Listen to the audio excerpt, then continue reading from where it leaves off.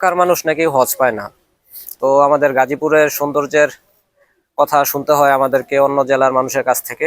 সেজন্য আমরা আজকে বের হয়ে গেলাম গাজীপুরের সৌন্দর্য দেখার জন্য। আমরা আজকে চলে এসেছি গাজীপুর সিটির 30 নম্বর ওয়ার্ড কানায় অঞ্চলে। প্রথমেই বলে দেই, যারা আমার মতো পানিপ্রেমী আছেন তাদের জন্যই শুধু এখানে আসার পরামর্শ রইল।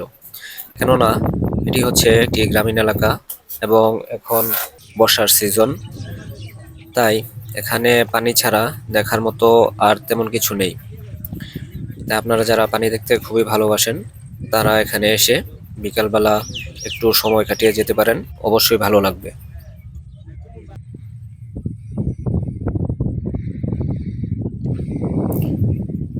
দূরের গাছপালাগুলো দেখলে মনে হবে যেন ওগুলো পানির উপর ভাসছে।